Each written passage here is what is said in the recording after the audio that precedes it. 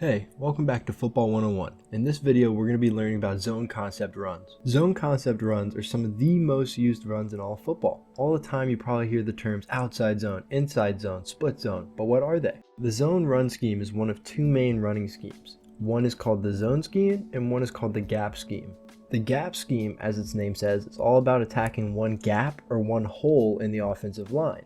But the zone scheme, which is what we're focusing on today, is about blocking a zone of the field. Think of it like man coverage or zone coverage. So, in the zone scheme, we're going to be blocking a zone, or one area of the field. With that in mind, what do we think inside zone is? Well, it's when you block the interior zone of the line. To be more specific, all of the offensive linemen are going to do what's called a front side zone step, as seen here. This will create a wall for the running back to follow, or a zone. But sometimes this wall won't work out, and so the running back will want to go the opposite way, or do what's called a cutback. The problem is, though, there's what's called a cutback defender. The edge, that is the way the running back is trying to go back towards, will be sitting there unblocked if we just have the whole offensive line going into one wall. How an offense deals with this cutback defender is largely what differentiates each different type of zone type of run. The most common solution is utilizing what's called a hinge block. As you see here, the backside offensive lineman stays back to take the cutback defender one-on-one. This leads us to the famous phrase, run to daylight. The running back is taught to run to daylight, as that phrase says. They're either going to follow the wall, or they're going to cut back and attack that cutback zone. This read is relatively simpler compared to the outside zone read. In inside zone, the running back really only has one decision to make.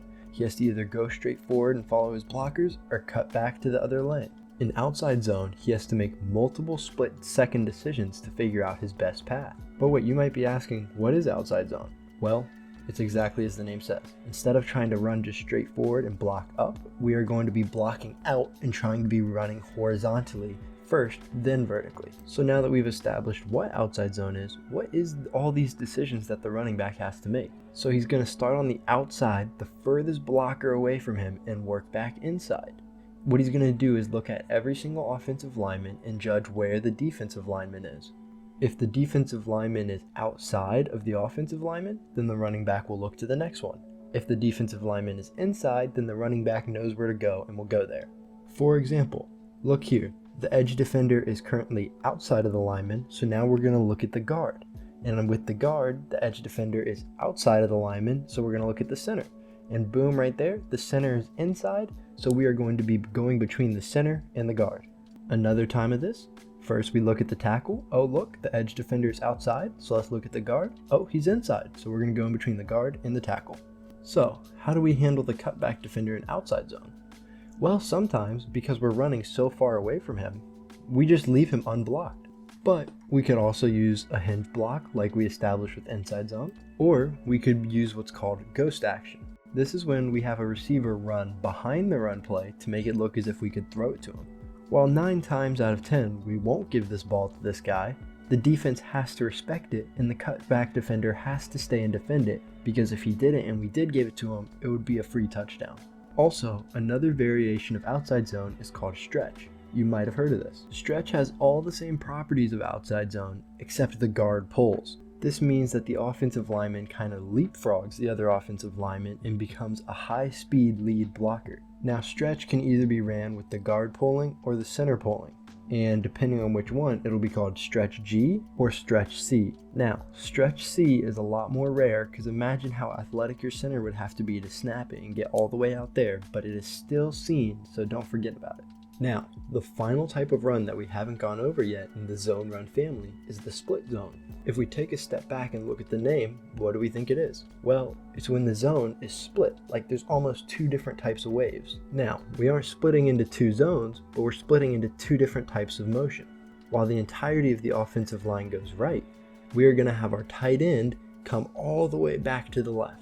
Now, what our tight end does from there usually is handle the cutback defender. This type of block is usually called a Wham block. Split zone was very famously utilized by the 2018-2019 Rams, who took it all the way to the Super Bowl. Another variation of split zone is having this, what's called a hybrid back, execute the Wham block. This version of split zone often is called Wham. Wham is actually more common than the traditional split zone, as it's much easier for the back to get all the way to the cutback defender. it hits a lot quicker, and it hits a lot harder. And for those of you out there who are wondering why it's called Wham, just imagine the sound it makes when that bat crashes into the cutback defender. Wham though is also utilized more because it can open the playbook to both power and this split zone run. Now, before you ask what's power, that is a gap scheme run, and I can get into that later in another video if you guys would like, so just let me know. Now, you have the basics of the zone run scheme. Great coaches will completely modify and pull lots of different things out of this scheme. What I've taught you guys here is the basics of the 3 types of runs ran out of this scheme.